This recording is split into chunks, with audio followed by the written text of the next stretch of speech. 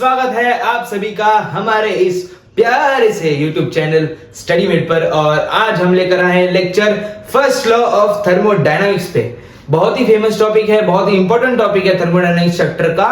इसलिए इस लेक्चर को, वैसे ही लेक्चर थोड़ा छोटा ही होने वाला है क्योंकि आज मैं इसके ऊपर सिर्फ थियरी करवाऊंगा और इसके ऊपर हम लोग भर भर के सम्स करेंगे। कैसे भर भर के सम्स करेंगे नेक्स्ट लेक्चर में, या तो इस पूरे सीरीज के लास्ट में। यहाँ पर भी मैं 2-3 सम्स कराने वाला, वैसे नहीं कि नहीं कराने वाला, लेकिन मैंने आपको प्रॉमिस किया था कि मैं एचसी वर्मा के सारे क्वेश्चंस सॉल्व कराऊंगा इस चैप्टर के सिर्फ, क्योंकि बाकी सब चैप्टर के तो बहुत सारे क्वेश्चंस है, इस चैप्टर के लिमिटेड क्वेश्चंस है। तो थर्मोडायनामिक्स चैप्टर के एचसी वर्मा के सारे क्वेश्चंस मैं सॉल्व करवाऊंगा, ये मैंने प्रॉमिस किया, तो करवा के रहूंगा, टेंशन मत लेना। तो आज हम पढ़ने वाले हैं first law of thermodynamics.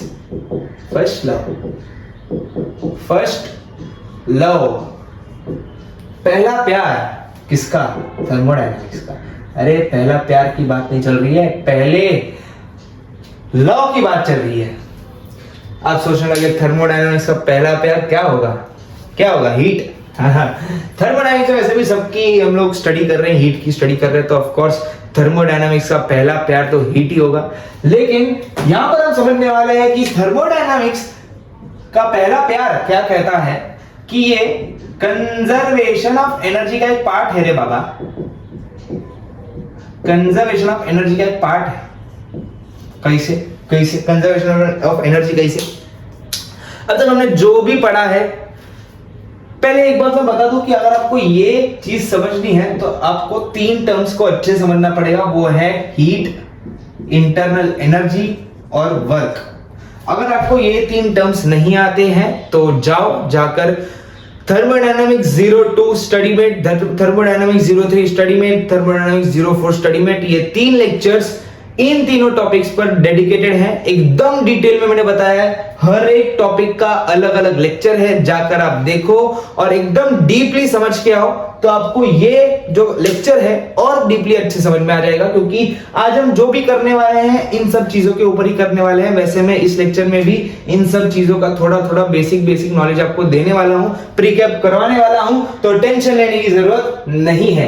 Conservation of energy क्या कहती है कि एनर्जी बनाई नहीं जा सकती, तबाह नहीं करी जा सकती, सिर्फ ट्रांसफर की जा सकती है। यानी energy can't be created, can't be destroyed, only can be transferred. हम लोग एनर्जी को ट्रांसफर कर सकते हैं, कन्वर्ट कर सकते हैं, बना नहीं सकते, डिस्ट्रॉय नहीं कर सकते। तो आपने जो मैकेनिक्स है उसमें पढ़ा ही होगा, है ना? मैकेनिक्स में आपने बहुत बार पढ़ा है, रोटेशनल में भी हमने पढ़ा है कंजर्वेशन ऑफ मैकेनिकल एनर्जी। जब बॉडी मोशन कर रही है तो potential energy initial plus kinetic energy initial is equal to potential energy final plus kinetic energy final. यानी कि एनर्जी हमेशा कन्वर्ट हो रही है। जब बॉडी ऊपर से नीचे गिर रही है तो पोटेंशियल एनर्जी काइनेटिक एनर्जी में कन्वर्ट हो रही है। जब बॉडी ऊपर नीचे से ऊपर जा रही है तो काइनेटिक से पोटेंशियल में कन्वर्ट हो रही है। आपने ये सब बहुत पढ़ा है 11th क्लास में। और आज हम पढ़ने वाले हैं first law of thermodynamics 12th class में, जो कंजर्वेशन ऑफ एनर्जी के ऊपर ही डिपेंडेंट है। तो ये जो फर्स्ट लॉ ऑफ थर्मोडायनामिक्स है वो कहना क्या चाहता है? इसका पहला प्यार क्या है? इसका पहला प्यार यही है कि heat is equal to work done plus change in internal energy. यही है इसका मेन फॉर्मूला, और बहुत मेन फॉर्मूला, इसको कभी भी मत भूलना जिंदगी में। कभी भी अगर आप अपनी याददाश्त भूल जाओ, अपने पहले प्यार को भूल जाओ तो चलेगा, लेकिन थर्मोडायनामिक्स का जो फर्स्ट लव है उसे मत भूलना, क्योंकि बाद में वाट लग जाएगी। ये बहुत इंपॉर्टेंट है, वेरी इंपॉर्टेंट, वेरी इंपॉर्टेंट, तो इसे कभी भी मत भूलना। ये हमें क्या कहता है कि कोई भी सिस्टम में अगर मैं कुछ हीट डालूंगा, कोई भी सिस्टम में हीट डालूंगा तो वो किस में कन्वर्ट हो जाएगी? या तो सिस्टम की इंटरनल एनर्जी में कन्वर्ट हो जाएगी, या तो सिस्टम उससे कुछ वर्क करेगी, है कि नहीं? फॉर एग्जाम्पल, आपने खाना खाया, मम्मी ने आपको खाना दिया, है ना, बहुत स्वादिष्ट खाना दिया, आपने खाया, बहुत मजे से खाया, ओवर ईट कर लिया, मस्त पेट बाहर आ गया और आप एकदम हो गए, अभी फुल हो गए, पेट से फुल हो गए। अब आप क्या कर सकते हो? या तो पेट के अंदर ही दबा के रखो, सो जाओ, आप सो गए, है ना, पेट के अंदर ही वो इंटरनल एनर्जी में कन्वर्ट हो रहा है। या तो आप कुछ काम करने लग गए, तो आपने उस खाने से या तो आपको एनर्जी मिली, आपने खाना खाया तो आपको एनर्जी मिली, या तो आप काम करोगे कुछ, है ना, कुछ मजदूरी करने गए, या तो कुछ भागने गए, जिम पे गए, वर्कआउट किया, कुछ तो किया, तो वर्क डन में कन्वर्ट हो गया। या तो आप सो गए, यानी कि वो आपके इंटरनल एनर्जी में कन्वर्ट हुआ, या तो आप दोनों कर रहे हो, आपने थोड़ा सोया भी, यानी कि थोड़ा इंटरनल एनर्जी में कन्वर्ट किया, बाद में आप काम करने लग गए, तो दोनों भी हो सकता है ना। तो यही होती है फर्स्ट लॉ ऑफ थर्मोडायनेमिक्स। अगर मैं सिस्टम को कुछ एनर्जी दूंगा, अगर मैं सिस्टम को कुछ एनर्जी दूंगा, तो सिस्टम वो क्या करेगी, या तो सिस्टम उससे कुछ काम करेगी, या तो सिस्टम उसे अपने ही अंदर छुपा के रखेगी, या तो सिस्टम उसे अपने ही अंदर छुपा के रखेगी in the form of internal energy, या तो दोनों करेगी। अगर मैंने सिस्टम को कुछ हीट दिया, तो सिस्टम कुछ हीट संभाल के रखेगी, कुछ हीट से कुछ काम करेगी, यानी कुछ हीट से कुछ एनर्जी से वर्क डन करेगी, यानी कि Q is heat given to the system, work is work done by the system, this is change in internal energy। समझ में आया क्या? समझ में आया? समझ गए? बहुत इजी सा कॉन्सेप्ट है ना। आई होप मैंने क्लियर कर दिया होगा। अगर मैंने कोई भी सिस्टम में, अगर मैंने किसी भी सिस्टम में कुछ हीट डाली, मैंने किसी भी सिस्टम को मैंने कुछ हीट दी, तो वो सिस्टम क्या करेगी? अभी सिस्टम में मैंने हीट डाली, मतलब सिस्टम को हीट मिल गई है ना, सिस्टम को हीट मिली। अब सिस्टम को हीट मिली तो सिस्टम क्या करेगी? उस हीट को साइड में छुपा के रखेगी, उस हीट को साइड में छुपा के रखेगी। तो ये क्या, इसकी इंटरनल एनर्जी, इंटरनल यानी अंदर छुपा के रखा। या तो क्या करेगी? उस हीट को यूज करके कुछ काम करेगी, है ना, कुछ काम करेगी, तो वर्क डन। या तो दोनों करेगी, हीट आई, छुपा के भी रखा, काम भी किया, कुछ हीट को छुपाया, कुछ हीट से काम किया, यानी कि दोनों भी कर सकती है। यानी कि फर्स्ट लॉ ऑफ थर्मोडायनामिक्स क्या कहता है कि heat given to the system is equal to work done by the system plus change in internal energy. I hope अभी आपको क्लियर हो चुका है। चलो अब थोड़ा सा आगे बढ़ते हैं। मैं इन तीनों टॉपिक्स के ऊपर थोड़ा इंट्रोडक्शन दे देता हूं। क्यों क्या होता है? हीट होता है। हीट कहां है रे बाबा? Heat is Q. अब इसका हम लोग साइन कैसे मैनेज करते हैं? हीट, अगर heat is given to the system, then अगर heat is given to the system, अगर हीट सिस्टम के अंदर आ रही है तो सिस्टम को तो मजा आओगे। अगर सिस्टम के अंदर हीट आ रही है तो सिस्टम की एनर्जी बढ़ेगी, है कि नहीं? सिस्टम की एनर्जी बढ़ जाएगी तो सिस्टम के लिए पॉजिटिव होगा, नेगेटिव होगा। सिस्टम खुश होगा तो सिस्टम को ये पॉजिटिव लगेगा, पॉजिटिव लगेगा। अगर हीट सिस्टम के अंदर से बाहर जा रही है, यानी कि heat is given by the system, अगर सिस्टम किसी को हीट दे रही है, अगर सिस्टम किसी को हीट दे रही है तो वो नेगेटिव होगा, क्योंकि सिस्टम के अंदर से हीट जा रही है, सिस्टम के अंदर से हीट जा रही है तो सिस्टम को दुख होगा, यानी कि नेगेटिव। तो ये ध्यान रखना बहुत इंपॉर्टेंट। इस चैप्टर में आधे से ज्यादा गलती आपकी इसी में होगी कि आप साइन ही गलत कर दोगे। वर्क डन में भी सेम प्रॉब्लम होता है कि वर्क डन की साइन कब क्या रखनी है, लोगों को पता ही नहीं होता, केमिस्ट्री और फिजिक्स में कंफ्यूज हो जाते हैं। तो हीट की साइन कैसे डिसाइड करना है सीख लो कि अगर heat is given to the system तो positive, heat is given by the system तो नेगेटिव। अब सेम टू सेम हम लोग करेंगे वर्क के बारे में। सो भैया लोग, क्या हालचाल, कैसी चल रही है जिंदगी? सब ठीक तो है? अगर ठीक ना भी हो तो आप ठीक कर सकते हो, आपके अंदर इतनी ताकत है कि आप सब कुछ ठीक कर दो। वर्क डन को हम लोग W से डिनोट करते हैं, अगर work is done by the system तो हम इसे लेंगे पॉजिटिव। अगर सिस्टम वर्क कर रही है, यानी कि सिस्टम आलसी नहीं है। अगर सिस्टम आलसी नहीं है तो ऑफ कोर्स ये पॉजिटिव ही बात है। अगर work is done on the system, यानी कि सिस्टम क्या है? आलसी है। सिस्टम पे मुझे काम करना पड़ रहा है कि सिस्टम को मुझे आलसी से एनर्जेटिक बनाना है, तो मुझे ये क्या होगा? नेगेटिव ही होगा। ऑफ कोर्स सिस्टम आलसी है। यहां पर सिस्टम खुद काम कर रही है, work is done by the system, यानी कि वो क्या होगा? पॉजिटिव होगा। यहां पर work is done on the system, यानी कि work is done on the system, यानी कि मुझे वर्क सिस्टम पे काम करना पड़ रहा है, मुझे काम करना पड़ रहा है, यानी कि नेगेटिव। समझ गए? वर्क डन की साइन जो है याद रखना, बहुत ज्यादा इंपॉर्टेंट, बहुत ज्यादा इंपॉर्टेंट। वर्क डन का फॉर्मूला क्या होता है सर? P delta V। कब? P इज कांस्टेंट तब। और जब P कांस्टेंट ना हो, जब P कांस्टेंट ना हो तो हम क्या करते हैं? इंटीग्रेशन ऑफ P dV करते हैं का जब P इज नॉट कांस्टेंट। ये सब मैंने पिछले लेक्चर में बहुत डिटेल में समझाया है। अगर आपको अभी भी इन सब में थोड़ा सा भी कंफ्यूजन है तो जाके पिछले लेक्चर्स को देख लीजिए, आपका वो कंफ्यूजन खुशी में बदल जाएगा, है कि नहीं? अब बात करते हैं इंटरनल एनर्जी के बारे में। इंटरनल एनर्जी क्या होता है? इंटरनल एनर्जी वो एनर्जी होती है तो जो हमारे अंदर से होती है। अंदर, अपने अंदर जो एनर्जी है उसे हम कहते हैं इंटरनल एनर्जी, है कि नहीं? इंटरनल एनर्जी,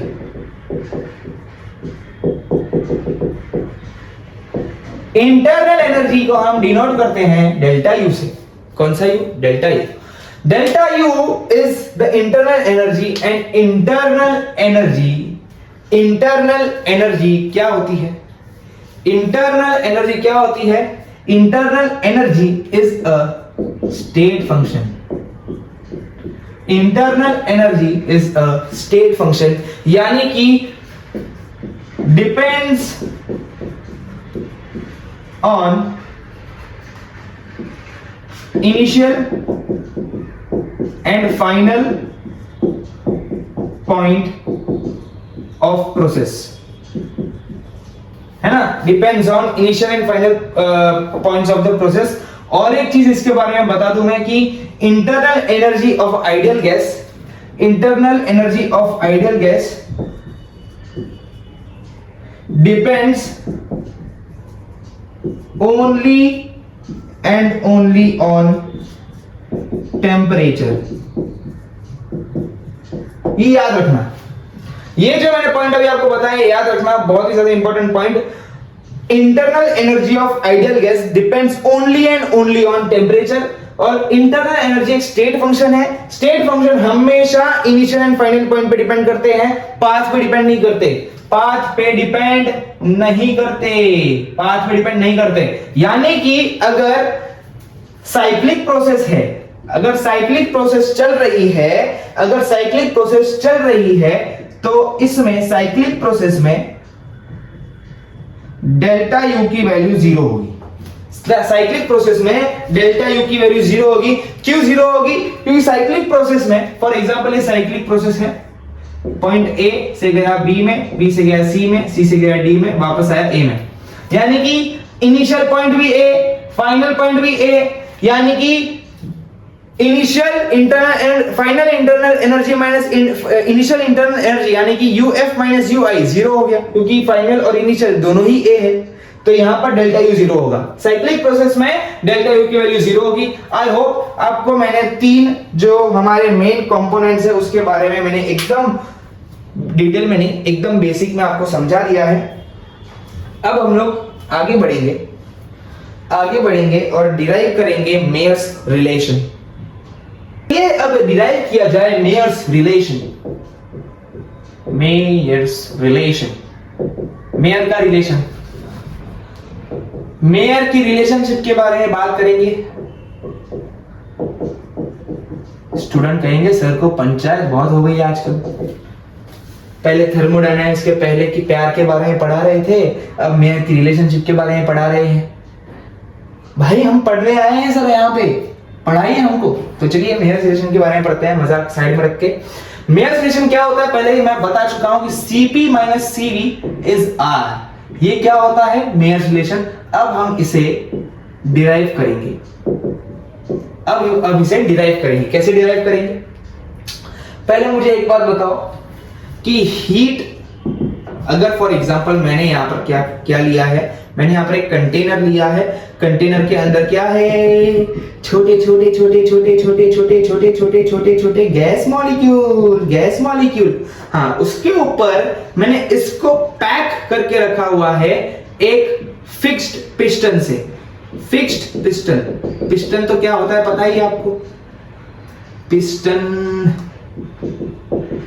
पिछले लेक्चर में पिस्टन क्या होता है बताया था मैंने, लेकिन अभी वापस बता देता हूं कि पिस्टन एक वो चीज है इसे मैं मूव कर सकता हूं, लेकिन इस बार मैंने फिक्स रखा है। यानी कि यहां पर एक कवरिंग है। फॉर एग्जांपल मैंने एक कंटेनर लिया है, कंटेनर को मैंने ऊपर से बंद कर दिया, यहां पर देखो ऊपर से मैंने इसको बंद कर दिया है, यानी कि ये गैस ऊपर नहीं आ सकती, इसी लेवल तक, इस हाइट तक ही ये गैस हो सकती है। अगर मैंने नीचे से इसको हीट किया, नीचे से इसको हीट किया, ये क्या है भाई, हीट है। अगर मैंने नीचे से इसको हीट किया तो ये गैस ऊपर एक्सपांड नहीं हो सकती, क्योंकि मैंने इसको फिक्स करके रखा है। यहां पर मैंने एक ऊपर से कवरिंग लगा दी है, जिसके वजह से ये गैस जो है एक्सपांड नहीं कर सकती। यानी कि यहां पर इसका जो वॉल्यूम है वो कांस्टेंट है। वॉल्यूम क्या है, कांस्टेंट है। ये फिक्स पिस्टन है, ये गैस है जिसका वॉल्यूम कांस्टेंट है, यानी कि यहां पर जो भी प्रोसेस होगा, यहां पर जो भी प्रोसेस होगा वो कांस्टेंट वॉल्यूम पर होगा, यानी कि Q का फॉर्मूला होगा NCP delta T, NCP delta T, है कि नहीं, NCP डेल्टा T बराबर, क्योंकि Q का फॉर्मूला यहां पे क्या होगा, NCP डेल्टा T। अब फॉर एग्जांपल इस डेरिवेशन को और इजी बनाने के लिए, इस डेरिवेशन को और इजी पीजी बनाने के लिए मैं क्या कर सकता हूं, इस डेरिवेशन को और इजी पीजी बनाने के लिए मैं कर सकता हूं कि अगर मैं यहां पर n की वैल्यू 1 डाल दूं, यानी कि मैं बोलूं कि ये इसके अंदर जो भी गैस है उसका मोल 1 है, उसका मोल क्या है, 1 है। अगर मोल 1 नहीं भी रखा तो भी मैं इसको आपको बताऊंगा कि कैसे डिराइव करना है, एंड तक बने रहना। तो अगर मैंने इसको n = 1 डाल दिया, यानी कि 1 मोल गैस है, तो ये बन जाएगा Cp डेल्टा T। ये क्या बन जाएगा, Cp डेल्टा T बराबर। अब हम बात करते हैं डेल्टा U के बारे में। अब हम बात करते हैं डेल्टा U के बारे में, तो हमें थोड़ा अलग केस लेना पड़ेगा कि सेम टू सेम गैस है। यहां पर अगर मैंने हीट किया है, यहां पर मैंने इसको हीट किया है, तो इसमें कुछ तो टेम्परेचर का फर्क आएगा। फॉर एग्जांपल मैंने इसको हीट किया और कुछ, यानी कि dt टेम्परेचर बढ़ा, dt टेम्परेचर बढ़ा, यानी कि टेम्परेचर डिफरेंस कितना हो जाएगा, बहुत छोटा, यानी कि यहां पर dt है ना, टेम्परेचर कितना बढ़ा, dt। अब dt क्या है वो तो पता ही होगा ना, कभी भी हम लोग d लगाते हैं तो उसका मतलब क्या होता है, इंस्टेंटेनियस, इंस्टेंटेनियस है ना, इंस्टेंटेनियस यानी बहुत छोटा, इंस्टेंटेनियस टेम्परेचर यानी कि बहुत छोटा सा टेम्परेचर इंक्रीज हुआ, बहुत छोटा सा इंक्रीज आया टेम्परेचर में, यानी कि dt यहां पर Cp रहता है, वैसा ही अगर बहुत छोटा सा टेम्परेचर चेंज हुआ है तो Q भी कितना होगा, बहुत छोटा ही होगा, है ना, Q भी कितना होगा, बहुत छोटा ही होगा। अब वापस मैं क्या करूंगा, सेम टू सेम गैस लूंगा, सेम टू सेम गैस लूंगा, उतनी ही हीट से मैं इसे हीट करूंगा, है ना, उतनी हीट से मैं इसे हीट करूंगा। और इस बार मैंने लिया है मूवेबल पिस्टन। ये क्या है, मूवेबल पिस्टन है, यानी कि अगर ये गैस के ऊपर हीट आई तो ये गैस एक्सपांड कर सकती है, ये गैस एक्सपांड कर सकती है। मैं इसे इतना हीट करूंगा जितना यहां पर टेम्परेचर चेंज आया, यानी कि यहां पर अगर dt टेम्परेचर चेंज आया है तो यहां पर भी टेम्परेचर चेंज कितना होगा, dt होगा। मैं जानबूझ के उसे उतनी ही हीट दूंगा, मैं जानबूझ के उसे उतनी ही हीट दूंगा जिससे कि dt टेम्परेचर चेंज आए, जो यहां पर चेंज आया वही यहां पर चेंज आए, समझ गए, जो यहां पर dt चेंज हुआ वही यहां पर dt चेंज आए, इसलिए मैं उसे उतनी ही हीट दूंगा, समझ गए। तो यहां पर जो Q है वहां पर यही Q होगा, यानी कि उतनी हीट दूंगा जिससे dt चेंज आए। अब मैं यहां पर फिक्स पिस्टन नहीं है, मूवेबल पिस्टन है, तो इसमें कुछ चेंज भी आएगा, है ना। अगर dt टेम्परेचर चेंज हुआ तो dt वॉल्यूम में चेंज भी, dv वॉल्यूम चेंज होगा। फॉर एग्जांपल मैंने इसको हीट दी तो थोड़ा सा टेम्परेचर इंक्रीज हुआ तो थोड़ा सा वॉल्यूम भी इंक्रीज होगा। क्यों इंक्रीज होगा, क्योंकि मैंने इसको हीट दी तो गैस क्या होगी, एक्सपांड होगी। अब वॉल्यूम, अब ये जो पिस्टन है, ये गैस पिस्टन को ऊपर ढकेलेगी, है ना, तो थोड़ी देर में पिस्टन यहां पर आ गया होगा एकदम ऊपर, है ना, और गैस का वॉल्यूम जो है बढ़ गया होगा, गैस का वॉल्यूम बढ़ गया होगा क्योंकि मैंने इसको यहां से क्या करी है, हीट किया ना, यहां से हीट किया यानी कि हीट पिस्टन पर प्रेशर लगाएगी और पिस्टन ऊपर मुड़ेगा, यानी कि ये जो वॉल्यूम है वॉल्यूम बढ़ जाएगा। तो मैंने यहां पर एकदम छोटा सा चेंज इन वॉल्यूम लिया, यानी कि छोटा सा वॉल्यूम बढ़ा है, एकदम छोटा सा इंक्रीज हुआ है वॉल्यूम में। तो dt और dv क्या है, एकदम छोटा सा चेंज इन टेम्परेचर, एकदम छोटा सा चेंज इन वॉल्यूम, समझ गए। तो यहां पर डेल्टा यू यानी कि डेल्टा यू क्या हो जाएगा, इंटरनल एनर्जी क्या हो जाएगी, इंटरनल एनर्जी क्या होती है n। अब यहां पर देखो, यहां पर मैंने कुछ भी यहां पर मैंने लिया है कांस्टेंट प्रेशर, यहां पर मैंने प्रेशर को क्या रखा है, कांस्टेंट रखा है, यहां पर मैंने प्रेशर को कांस्टेंट रखा है। तो डेल्टा यू क्या होगा, डेल्टा यू तो प्रोसेस पे डिपेंड नहीं करती, डेल्टा यू का फॉर्मूला सीधा सीधा है, मैंने अभी भी पहले ही मैंने बताया कि delta U only depends on temperature. यहां पर कांस्टेंट प्रेशर है, कांस्टेंट वॉल्यूम है, कुछ डिपेंड नहीं करता। डेल्टा यू का जो फॉर्मूला हमने डिराइव किया था वही आएगा, और डेल्टा यू का फॉर्मूला क्या है, एनसीवी डेल्टा टी। अब यहां पर क्या है, डेल्टा टी तो बहुत छोटा है, dt तो n तो 1 है, यानी कि ये भी एकदम छोटा सा चेंज होगा, समझ गए ना। मैंने यहां पर क्या किया है कि मैंने थोड़ी सी हीट दी है इसको, जिससे कि इसका टेम्परेचर थोड़ा सा बढ़ेगा, यानी कि dt टेम्परेचर चेंज होगा, और d एकदम छोटा सा वॉल्यूम चेंज होगा जो है dv। टेम्परेचर छोटा चेंज है तो इंटरनल एनर्जी भी छोटी होगी, यानी कि du equal to cv dt। अब वर्क डन क्या होगा, वर्क डन भी छोटा होगा बहुत, तो dw is equal to p dv, है ना। वर्क डन का फॉर्मूला क्या होता है, p डेल्टा v, है ना, और डेल्टा v क्या है, चेंज इन वॉल्यूम। अब चेंज इन वॉल्यूम बहुत छोटा है dv, तो यहां पर dv आ गया, तो वर्क डन भी कितना होगा, बहुत छोटा होगा। अगर चेंज इन वॉल्यूम बहुत छोटा है तो वर्क डन भी छोटा ही होगा, तो वर्क डन क्या हो जाएगा, dw is equal to p dv, समझ गए। अब आ जाइए फर्स्ट लॉ ऑफ थर्मोडायनामिक्स पे।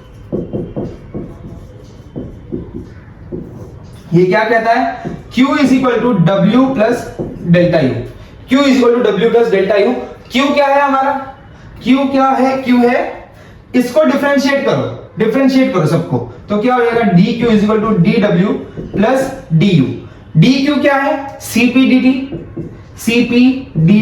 इज इक्वल टू dW क्या है, P dV, और du क्या है, Cv dt। अब ये आइडियल गैस है, अब ये क्या है, ये आइडियल गैस है। अगर ये आइडियल गैस है तो PV will be equal to nRT, chemistry में पढ़ा है कि नहीं, ये सर पढ़ा है। अब इन सबको डिफरेंशिएट कर दो, तो ये हो जाएगा P dV, क्योंकि प्रेशर को हमने यहाँ पे कांस्टेंट रखा है, तो P dV is equal to n तो 1 है, R तो कांस्टेंट ही है, तो T का डिफरेंशिएशन क्या हो जाएगा, dt। तो P dV को मैं R dt लिख दूं, इस पूरे इक्वेशन को मैंने डिफरेंशिएट कर दिया और n को 1 डाल दिया, क्योंकि यहां पर क्या है, यहां पर भी n1 है, यहां पर भी n1 है, नंबर ऑफ मोल्स इज 1। तो P dV is equal to R dt, यानी कि Cp dt is equal to R dt is equal to नहीं plus Cv dt, dt cancel, तो ये क्या हो जाएगा, Cp minus Cv is equal to R। Proof हो गया, क्या हो गया, प्रूफ हो गया। समझ में आया सबको, समझ में आया सबको, हाँ कि ना, यस सर समझ में आ गया। तो मेयर्स रिलेशन जो मैंने पहले आई गेस लेक्चर नंबर 3 में मैंने बोला था कि मैं बाद में करवाऊंगा, तो मैंने अभी करवा दिया है। कुछ बोर्ड्स में इसका क्वेश्चन आ जाता है। तो चलिए अब करते हैं थर्मोडायनामिक्स के फर्स्ट लॉ पे थोड़े सम्स। एक क्वेश्चन लेते हैं कि 1 मोल और 2 मोल, चलो 2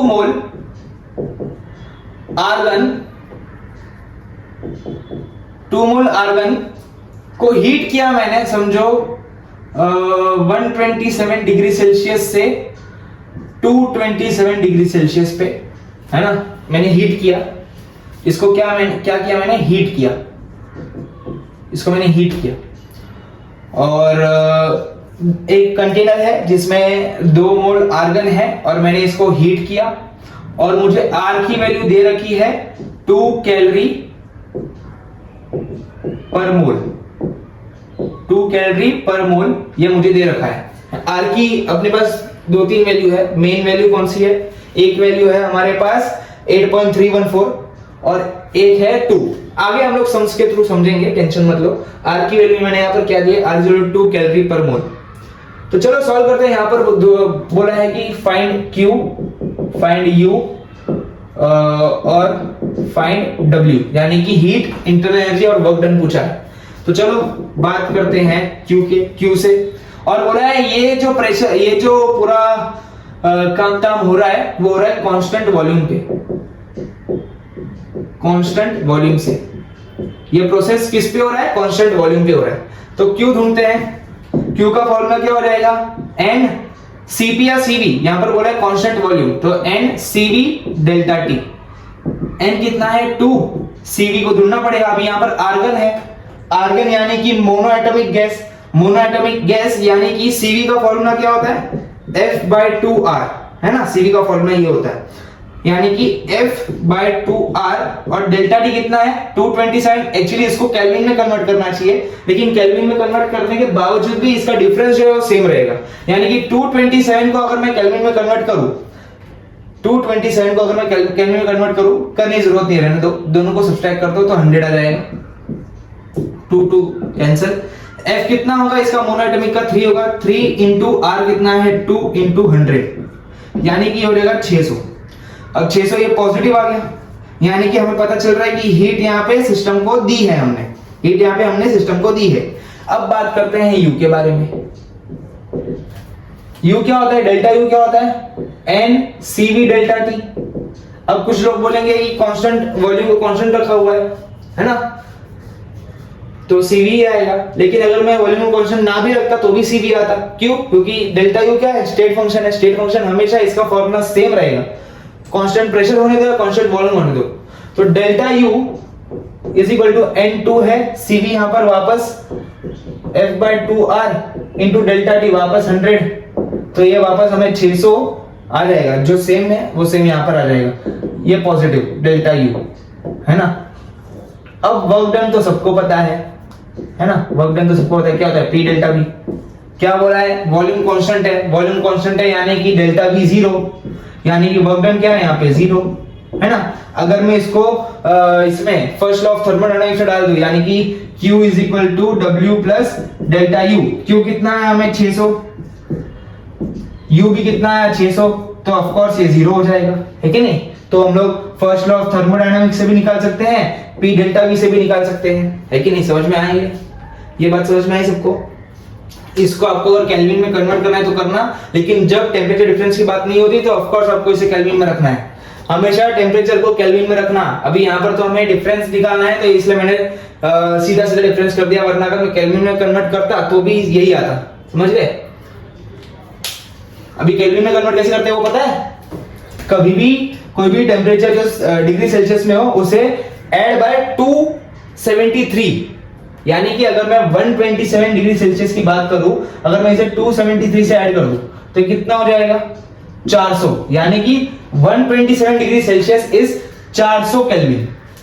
और ये कितना हो जाएगा, ये हो जाएगा 500 केल्विन। अगर इन दोनों को सब्ट्रैक्ट करूंगा तो 100 ही आने वाला है, इसलिए मैंने इन दोनों को सीधे से सब्ट्रैक्ट कर दिया, समझ गए। वरना आपको हमेशा टेम्परेचर केल्विन में लेना है, हमेशा केल्विन में, समझ में आ गया। अब इसे मैं कर देता हूं कांस्टेंट प्रेशर। अगर मैं इसे कांस्टेंट प्रेशर कर दूं, अगर मैं इसे कांस्टेंट प्रेशर कर दूं तो कुछ चीजें जो है वो बदल जाएंगी, कुछ चीजें जो है वो बदल जाएंगी। कैसे बदलेंगी, डेल्टा यू तो सेम ही रहेगा, क्योंकि डेल्टा यू कांस्टेंट प्रेशर और कांस्टेंट वॉल्यूम पे डिपेंड ही नहीं करता, डेल्टा यू हमेशा टेंपरेचर पे डिपेंड करता है, डेल्टा यू जैसा था वैसा ही रहेगा। अब क्यू की मैं बात करूं तो क्यू पे यहां पर आ जाएगा Cp, क्योंकि क्या है कांस्टेंट प्रेशर, तो यहां पर Cp आ जाएगा। N कितना है 2, Cp क्या हो जाएगा F/2 + 1 × R, फॉर्मूला पता है ना ये सबका। डेल्टा T कितना 100, तो ये 2 इंटू F/2 3/2 + 1 × 2, R क्या है 2 इंटू 100, तो अब ये 2 इंटू 5/2 इंटू 2 इंटू 100, 2 मर गया, ये हो गया 1000 पॉजिटिव वापस, क्यू की वैल्यू क्या आ गई 1000 आ गई।